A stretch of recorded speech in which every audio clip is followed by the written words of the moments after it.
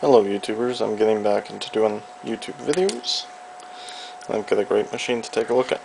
Just unpacked it today. Gonna need some restoration before I get to use it, but we'll take a look at it.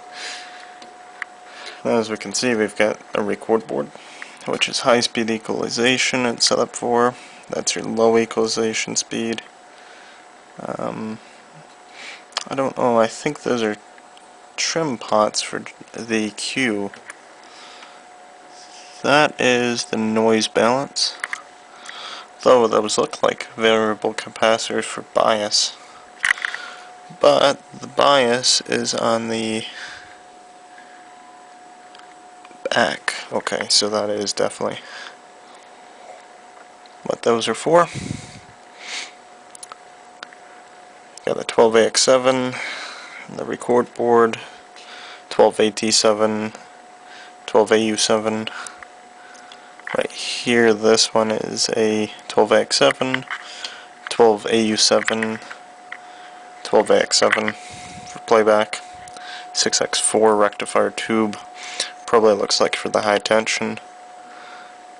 They use DC heaters, I'm guessing, and they'll probably mount a regular bridge rectifier to that, because those aren't the greatest.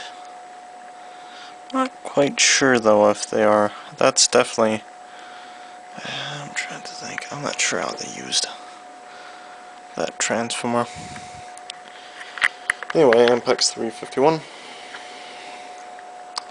Although I think these were supposed to be one was slave and one was master machine.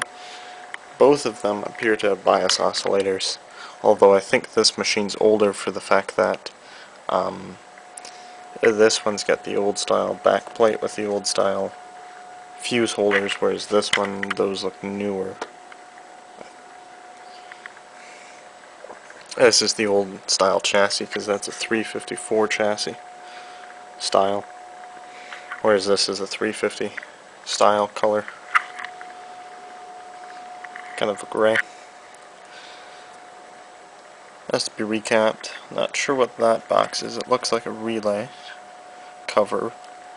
Like I said, 2 bias oscillators. It's got the can matching transformers.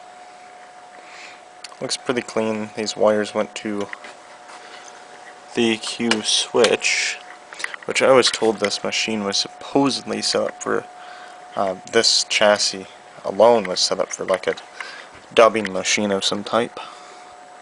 So I think I'll probably pull off those wires. I don't think they're useful for anything, unless they're shorted together.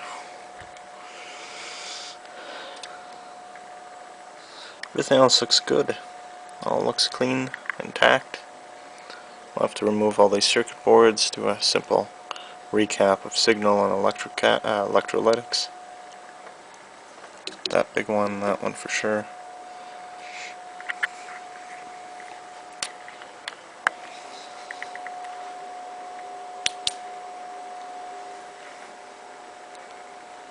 Great looking.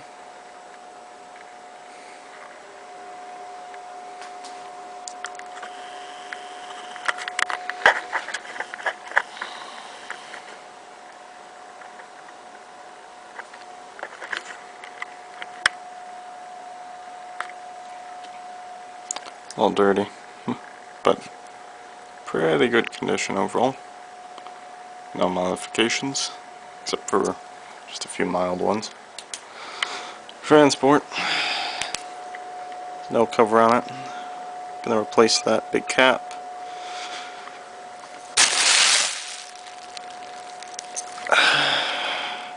These caps have to be replaced for the cap stand and everything.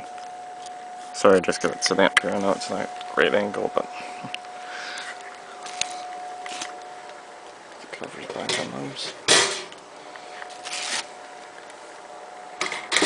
I think those are smaller real motors than my 354. Although the 354 uses the same style transport. Got a couple of, looks like it got my Y cable. I don't know if that's the Y cable, I've got another Y cable. Here's the screws. all the interconnects.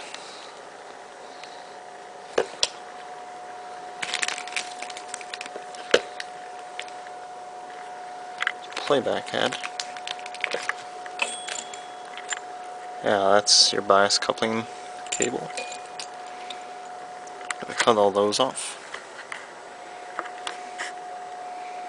Pretty simple machine when you look at, for the fact that that's just mounted simply right to the front panel, and then the other panel just covers it up. So, pretty simple machines, little Ampexes. They're kind of surprising. I don't know what that grommet went to. Looks like this got warped at some point. Not that big of a deal though. Not really concerned. I've got a second transport in the rack. The capstan motor looks alright. What is it? It's Bodine? Bodine? And that cap is looking bad. Oh, is that the, yeah, that's tar because of the mush. I don't know if that was just how they put it in there, but since you get all that mush leaking out, apparently from what I heard, my friend said you could still use them like that, but